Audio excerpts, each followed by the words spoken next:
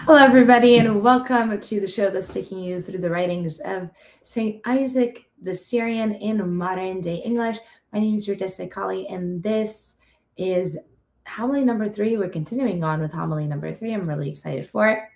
Let's see what St. Isaac has to tell us today. It's hopefully a pretty short episode for us as well. All right. So St. Isaac says, while the body, by its impulses, act accordingly to the order of nature, the world, through its nature, works upon us by means of the senses. So the world is working through your senses, right? This is how it's acting upon you. And the soul, by its deliberation, by its memories, and by its capacities for deviation, and so forth, right? So this is how the soul is working. You got deliberation, memories, and capacities for deviation. And the demons, by incorporating forces of all of these. So you have a collection of all of these that are happening. The senses and as well as deliberation, memories, and capacities. While the power of these fourfold affection is being experienced by the ascetic, he will be troubled only slightly and be drawn towards excellent things that are seen by institutions. So he says, judge for yourself whether any one of these four can be annihilated before the world's end, or by the transition that occurs at death, or whether the body can lift itself wholly above its need, without nature's urging it to seek any of the world's supplies. Now, this is more of a thing of, I really one day hope to fully understand what's actually going on, but this is one of those things where there is an examination of what is working upon our souls and what are some of the things that can be dismissed, what are some of the things that can be changed, what are some of the things that that can be altered, right? And so he's saying, well, can any of these go away completely? In the earlier part of this homily, he was saying, well, actually, some of these things don't leave all the way until the end, right? All the way until we get to see Christ. And so he's continuing on. And he says, by affections, I do not mean one or two, but the many varied ones that occur in those who wear the flesh. If anyone should claim he experiences only weak impulses and harmless conflict, we would say that such people, whoever they are, do not need outward works so much as great watchfulness. What is the difference between purity of mind and purity of heart? I feel like these things, again, it's such a big topic that it's a little bit difficult to comprehend, but let's carry through. Purity of mind differs from purity of heart as a single member differs from the whole body. The mind is one of the soul's senses. It's very interesting. Okay. The heart is the central organ of the inner senses. The senses of senses, because it is the root. If the root is holy, all the branches are holy. If our heart is holy and it's pure, then all other branches are holy. But if only one branch is holy, the rest are not thereby made holy. With a little acquaintance with the scriptures and a little practice in fasting and solitude, the mind forgets its formal occupations and is cleansed while it refrains from foreign habits, but it's also easily stained again. We see this obviously very, very much in our day-to-day lives. I think that is very important here to know that what we're looking at is the mind. It's so easily swayed, and it takes fasting and it takes solitude and it takes prayers and it takes all these things to change our mind and expand our hearts also. But that mind, even though it goes on and it forgets what it was doing in the past, it's easily stained again. It easily falls into these things.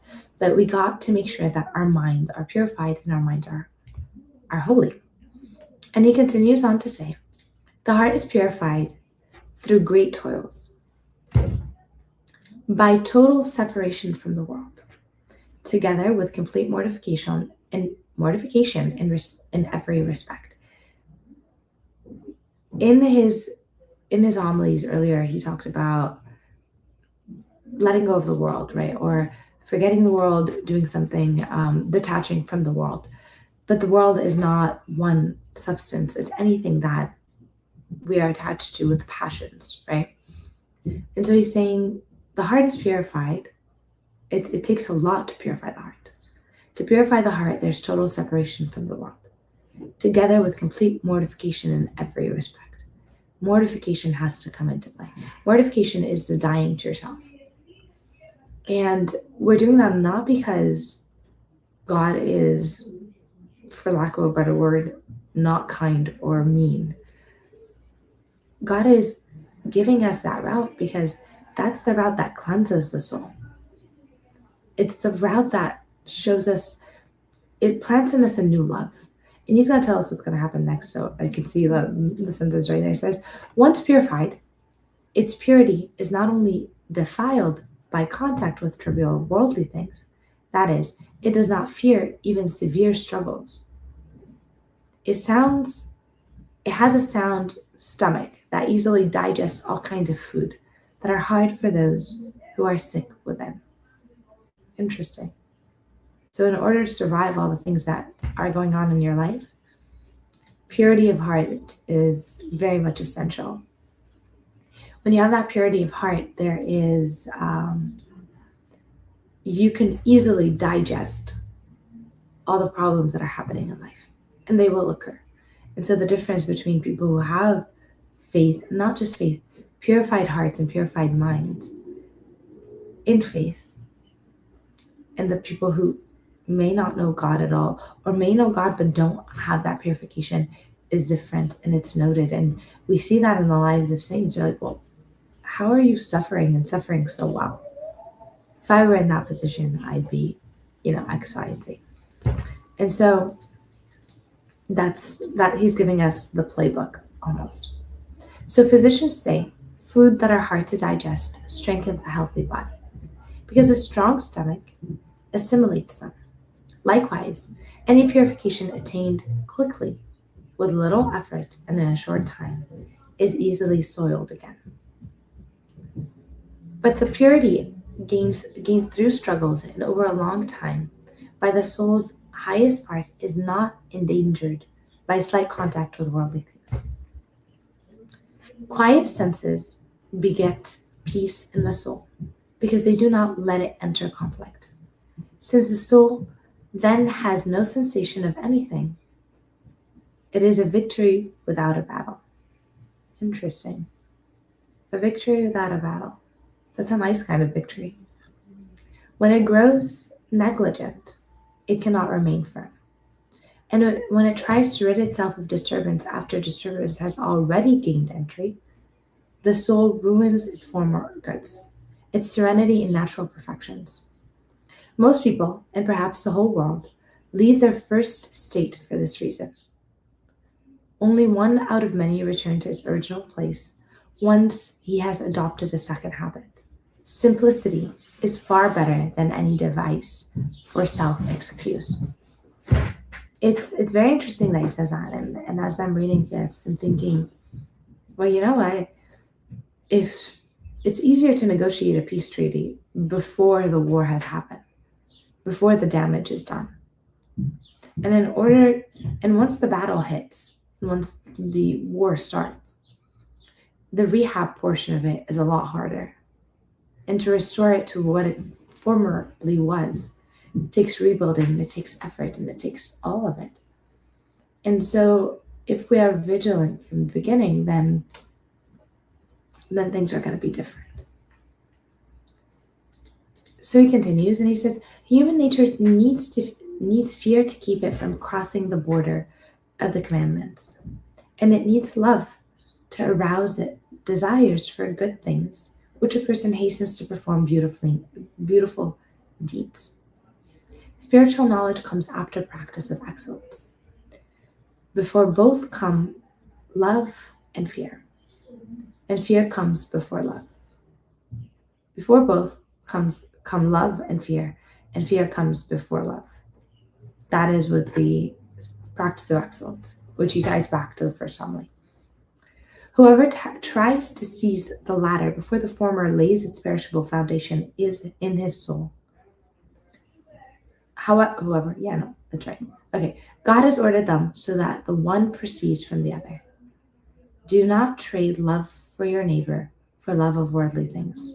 For what is most precious is hidden within the love of the neighbor. It's very interesting. What you're looking for and what you're seeking is hidden in the love of the neighbor.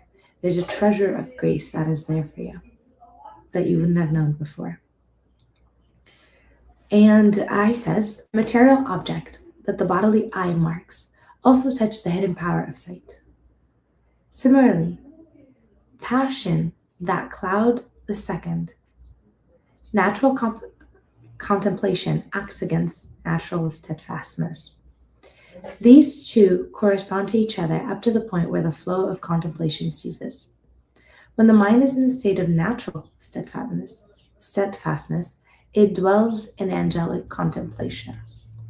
The first and the natural contemplation, also called the naked mind. When the mind is in the second state of natural knowledge, it sucks and is nourished by the milk from corporal breast. The second state is called the last garment of the earlier state. It comes after purity, into which the mind initially enters. I really want to go back and break this up. Okay, so what do we have? He's saying, well, there's two kinds of natural contemplation, or there's two kinds of contemplation. There's a natural contemplation, and that natural contemplation, it is, so the first state, natural contemplation, also called the naked mind. And that is angelic contemplation. This is where we start to contemplate what the angels are contemplating. Essentially, your mind is always working. And it's either thinking of worldly things or it's thinking of heavenly things. And you'll find yourself ruminating on something over and over and over again. I should have said this way. I should have done this that way. Whatever the case is. You're constantly thinking about a guy or a girl or work or whatever the situation is. So there's always something that you're contemplating. That is the second state of that natural contemplation. And it is fed by the world. Okay? It's fed by flesh. It's fed by my desires. The first one is the one where our minds are lifted above these things. And we're contemplating Christ. We're contemplating heavenly things. We're contemplating the beauty of creation. We're contemplating love. We're contemplating the little things. We're contemplating certain things that are happening that you're like, that really reveal to you bigger mysteries. Take, for example, when after Christ feeds the multitude, he sends his disciples to the waters to get on a boat. And then the storm starts. And maybe you are passing in your life and there's something that's going on and you are in the storm and you say, well, I prayed and I moved here and I'm here now. And so maybe contemplating that, we find wisdom in it and we find the answer that we're so longing to have. And that would be the idea that he sent them. It's a small idea. It's often overlooked. But instead of contemplating things of the world, we contemplate that and we understand the mystery that is right before us. All right. So he says, for this reason, it's also called second. And because the sign, what's the original? It is prior in the beginning. So the first state, all right, let me backtrack. It comes after first purity into which the mind initially enters. It's the first state. It is prior in being, since it is the first state of knowledge, even if it is posterior in honor. For a reason, it's called second, and because the sign and token by which the mind is purified and trained for ascent to higher order, the perfection of intellectual movement near the divine contemplation. The senses are the mind's last garments. Its nakedness, it is being moved by kinds of non-material contemplation. Leave little things in order to find honored ones. Be dead while you live, and you will live in death. That's profound right there. Did you guys hear that? Be dead while you live, and you will live while in death. Die to yourself with integrity, and do not live in guilt. Not only those who suffer death for faith in Christ are martyrs, but also those who die to themselves to keep his commandments. So we sometimes look at the saints that are, we sometimes look at the saints that are martyrs and we're like, well, this is something I could never do. And truthfully, you may never be called to that. And I hope to God that you're not called to that kind of martyrdom in terms of death, right? Obviously, sometimes it raised them to high degrees of sanctification. That's a whole other story. But you are called to something else. And here's St. Isaac to tell you, you can be martyred by your own choice and by your own will if you choose to die to yourself so that you can live. It says, do not be foolish in your request, lest by your ignorance you grieve God. Interesting. Okay. Learn to pray with prudence, that you may be counted worthy of the glorious things. I think I've been very foolish at times with my requests and ignorant, and I hope that I didn't grieve God, but we really have to pray and learn how to pray with prudence, because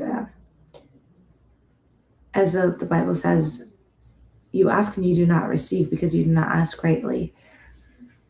We have to reorient ourselves towards our souls, or towards our soul sanctification.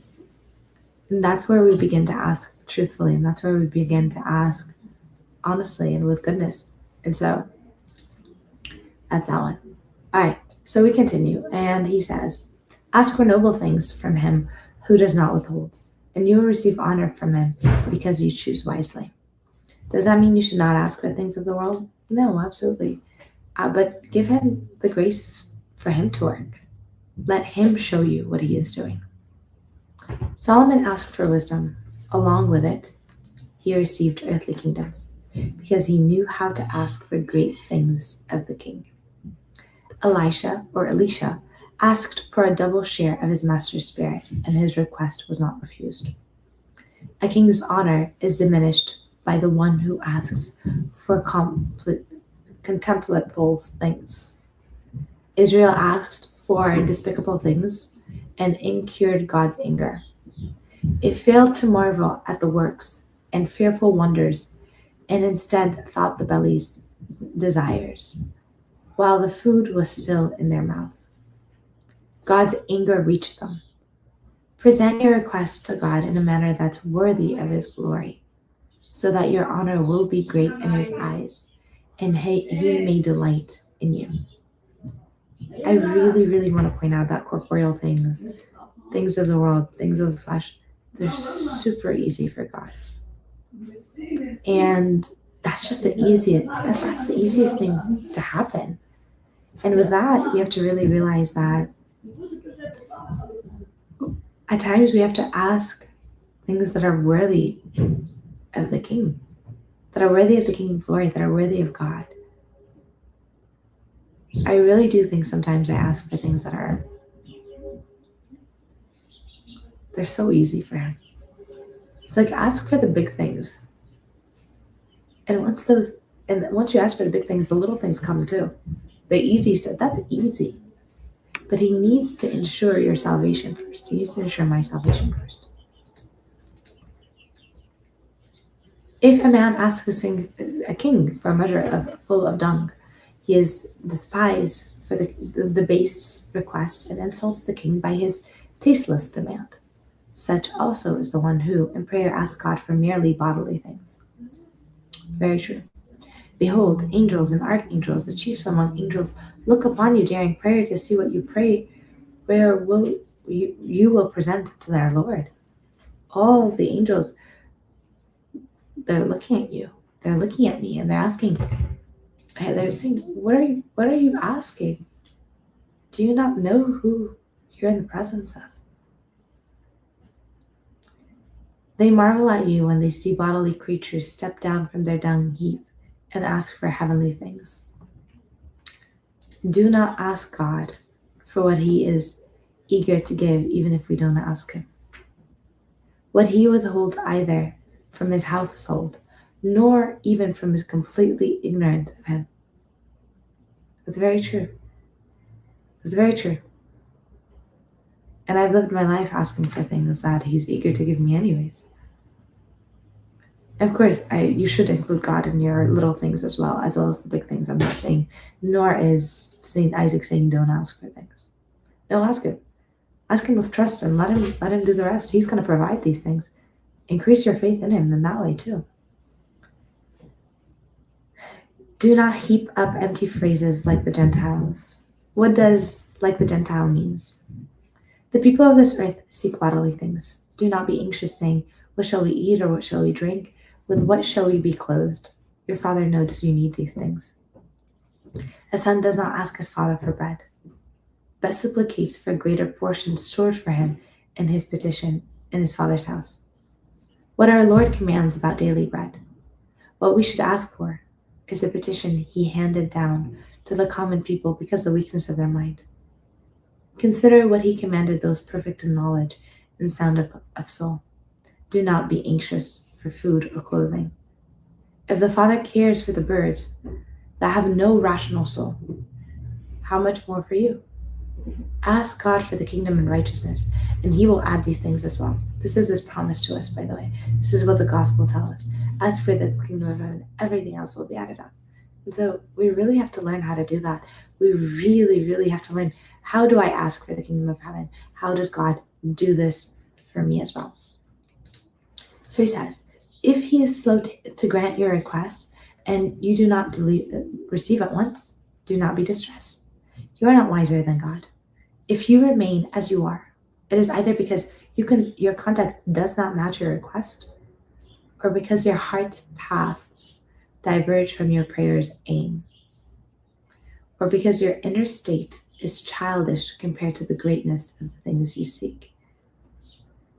This is so profound. This is so profound. I want to start there. Next time we continue with homily number 3. But for today, thank you so much for being here. This is it. I know we had a lot of a shorter session today. But if you have any questions, please let me know. I'm enjoying exploring this with you all. I hope you are enjoying exploring this with me as well. Bye for now.